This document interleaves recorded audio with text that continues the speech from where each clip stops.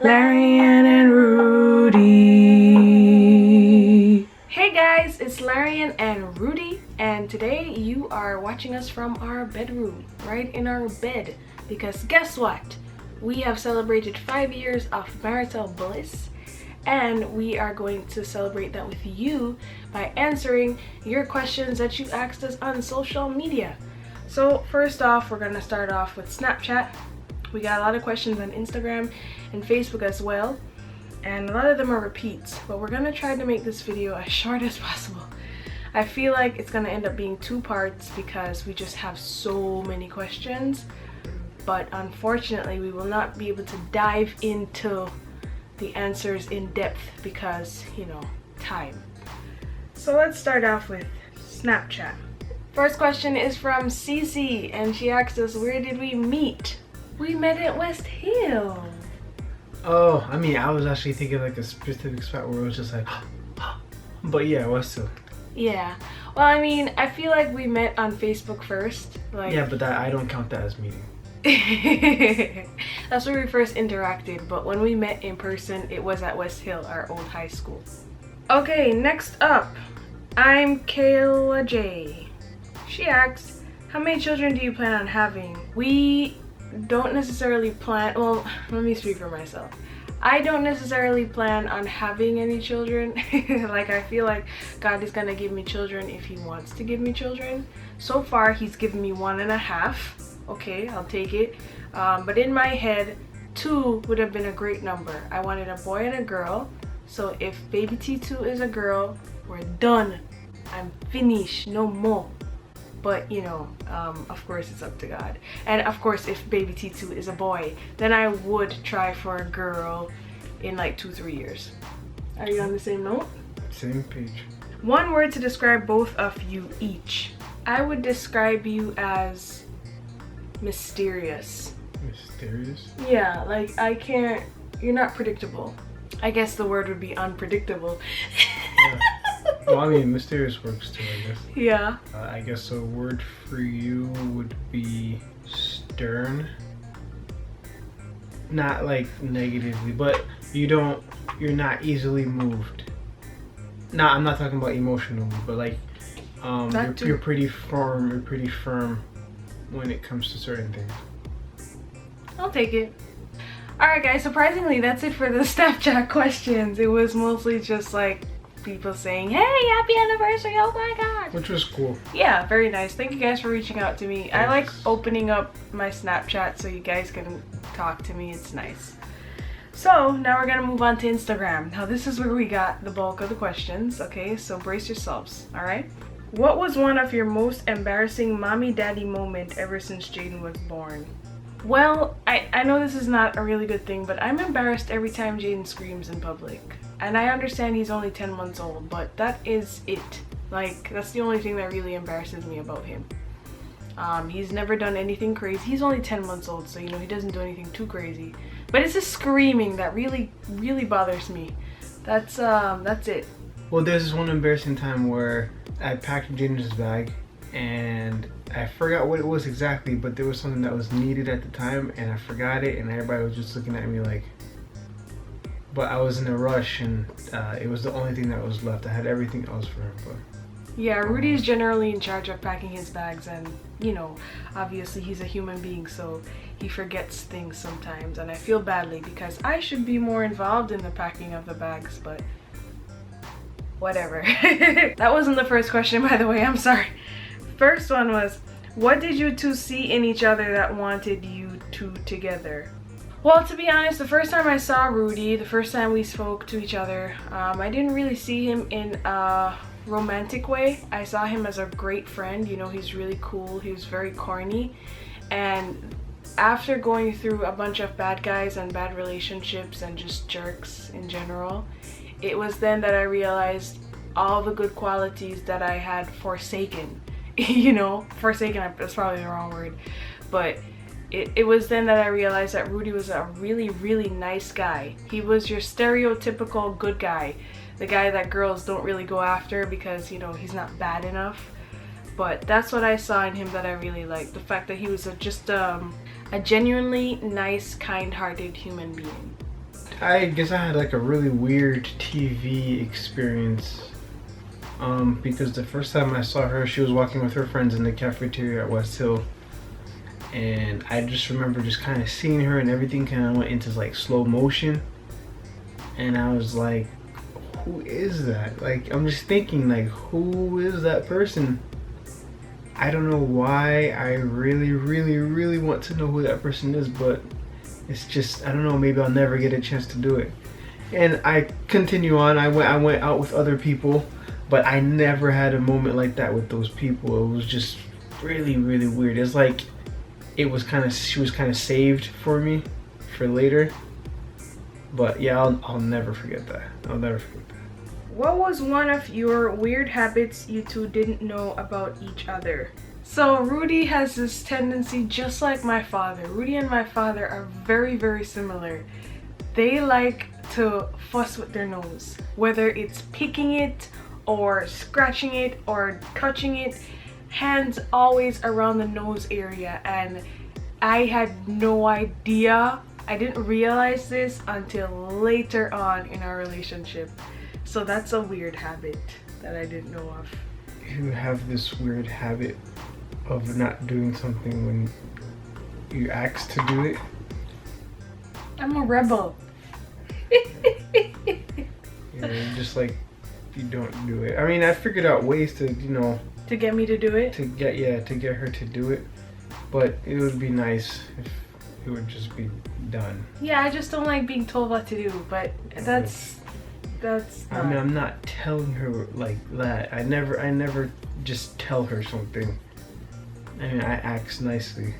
Of course, because you're a nice person, but I'm weird. What is one of the biggest lessons you've learned so far as a married couple?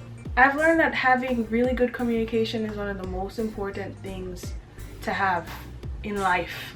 Like, it's not even just for relationships, as in, you know, marital relationships, but it's important to just have good communication across the board, like everywhere.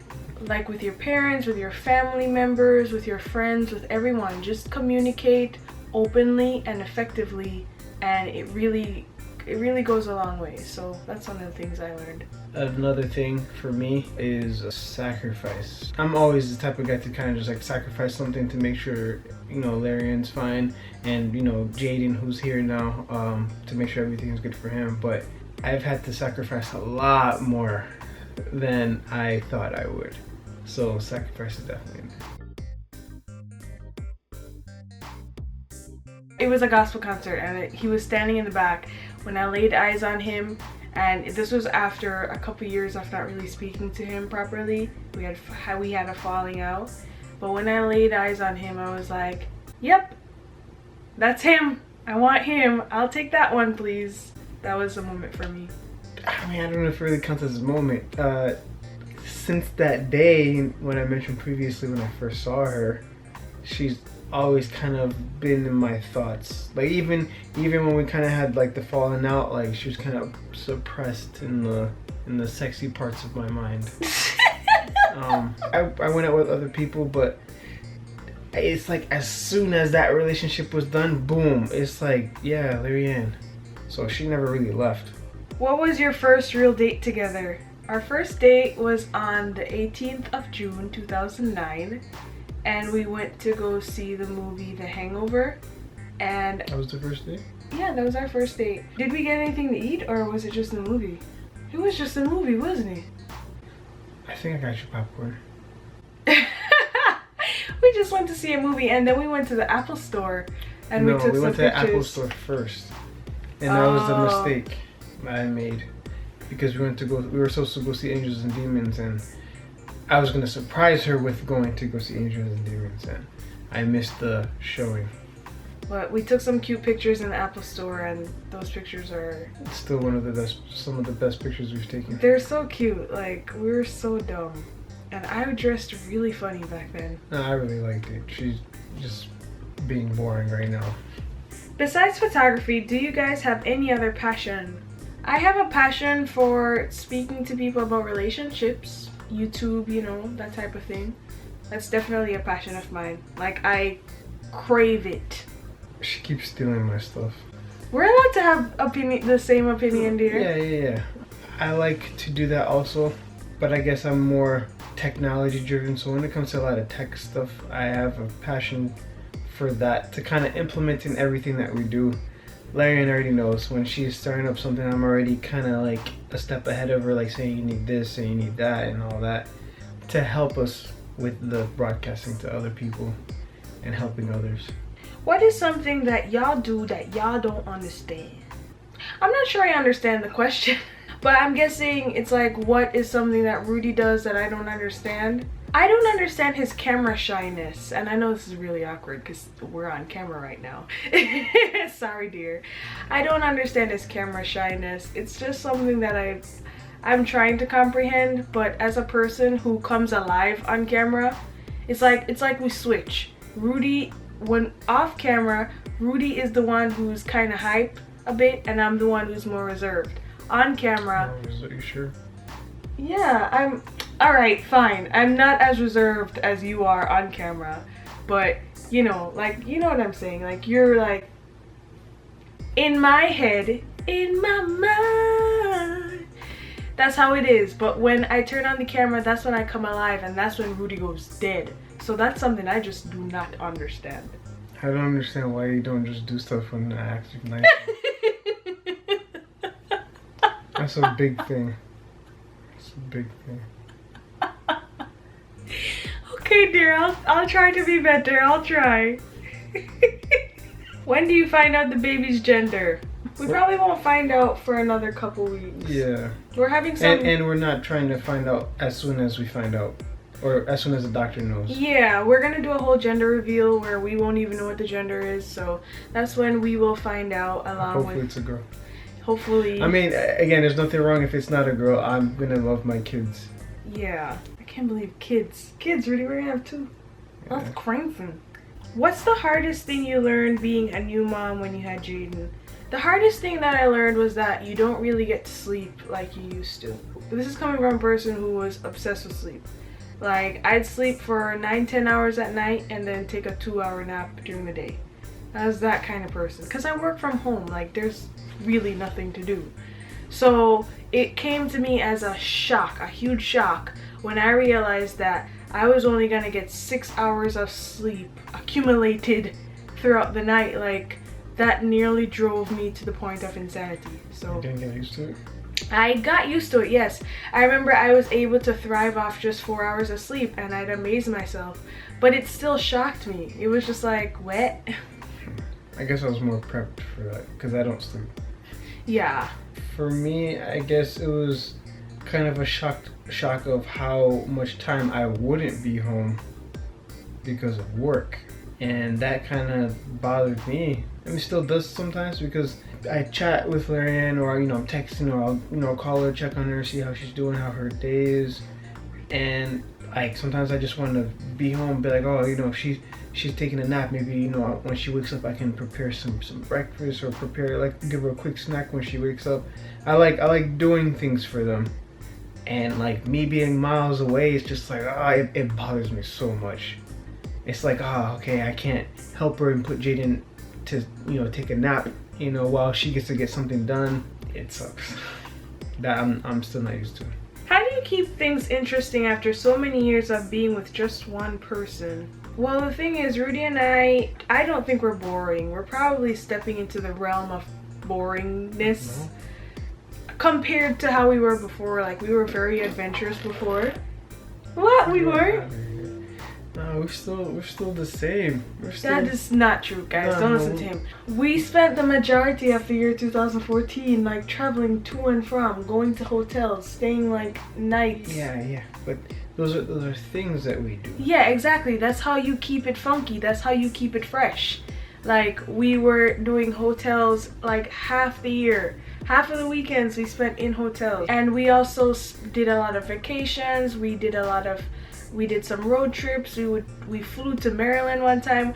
We just did so much. We had so many activities lined up, and it was just always fun. Of course, since we had Jaden, we had to settle down a little bit, because I have a child to take care of now, so it's not as entertaining as and as exciting as it was before, but now we keep it funky by playing on the PS4, watching Netflix, finding new movies to watch. We get date boxes, we watch YouTube videos, they're just, I mean, the list of options, it's endless. That's how we've been keeping it interesting, by just always finding something to do that we both enjoyed. Right? Who passed gas in front of who first? I remember it was after we got engaged. I think you passed gas. What? I did not pass gas in front of you, Rudy. I did it first? You always, yeah, it was till this day. Rudy, who did it first? I did not do it first. That's nasty. You did it first. It was like, I think it was a day or two after Rudy proposed to me. We were at my mother's house and we were around the dinner table, and I think mommy got up to go do something and somebody went plant. It was, I really think it was Rudy. No, that time, yeah, that was me, and that was so that was the first time. That was the first time. You've done it. You did it before. That is not true, Rudy. I did not pass gas in front of you before that day because I was like, oh my gosh, I can't believe you passed gas in front of me. It's crazy. I still think you did it first. What you like best about each other? The thing I like best about Rudy is the thing that attracted me to him in the first place. His personality, his niceness, let's just say. Honestly, when God designed Rudy, God had me in mind because he knew that I would need someone who is gonna be able to tame me like no other man could. Alright? So that's what I really like about you, dear. The fact that you can tame me, but the only reason why you can tame me is that you're just such a nice guy. I want to say it's your personality too, because there are things about you that make me better.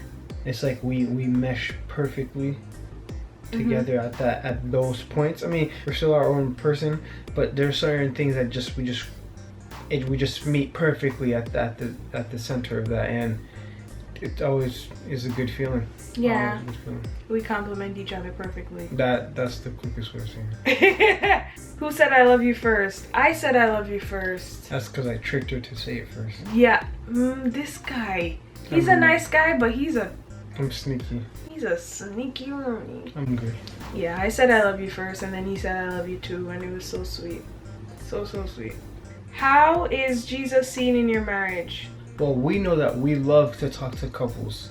They watch us, they see us. We definitely talk to them about Jesus and how things should be handled. So people hear it. It's a verbal thing from us. A lot of people say they see it in how we treat each other in public. So I guess that proves that Jesus is present in our relationship. I think that Jesus is visible by the fact that whenever we speak about relationships and stuff, we always link it back to the Bible. Like, it's not like we just spit things off the top of our heads. It's like, you know, we try to relate it back to how the Bible defines marriage and how relationships are, and we always talk about the fact that getting premarital counseling is absolutely important. Like, just making sure that you understand that marriage is holy matrimony, you know? Like, I feel like that's how people are able to see it, because we got married young as two young Christians, and you know, now you're just seeing us live out our lives. So I feel like, you know, people see Jesus that way. And also what Rudy said. What advice do you have for young adults as it relates to maintaining purity during courtship? We have a whole video about that. I promise you. A lot of stuff. Yeah, there's a video that we have called How to Not Have Sex Before Marriage. Now, that one isn't necessarily about purity so much as it's about maintaining virginity, and trust me, there is a difference. But one of these days, we're gonna come out with a video entitled something along the lines of purity versus virginity, that type of thing. So be on the lookout for that. So guys, you're gonna have to come back for part 2, because believe it or not, we have so many more questions to answer. So thank you to everyone who asked questions in this segment. I appreciate it. I appreciate all of you, okay? And make sure that you watch part 2, okay? Bye! Here's what to expect in part 2. breakup. Like, we were really on the road to marriage from day one. I see she's gonna be a sexy old lady. If there's anything I could redo, I would have redone our first kiss, okay? I would have taken control. I have had it. I can't stand you. You make me sick. You're disgusting. You're a pig. So obviously the first thing that we focused on was the sex. We get to do it now.